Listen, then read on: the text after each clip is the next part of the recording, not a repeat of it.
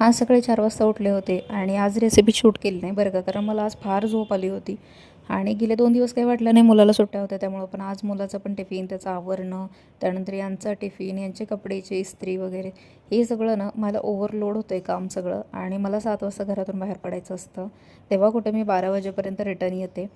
तर मग अंशला असे चपातीचे तुकडे करून दिले तरच तो खातो आणि तो भाजी खातच नाही, भाजीला लावून लावून खातो. गेले 2 दिवस झालं तो म्हणतो आहे की मम्मी मला बीटचा पराठा करून दे, आणि मला वेळ भेटत नाही त्याला बीटचा पराठा करून द्यायला. तर काल मी म्हटलं जाऊ दे कोबीचा खा बाळा, कोबीचा केला तर कोबीचा अजिबात खाल्ला नाही.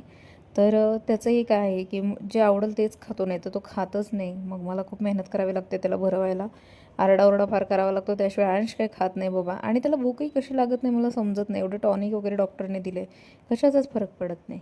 पोराला शाळेत गेले असतील आणि 7:30 वाजता मला घरी यायला वाजले 10.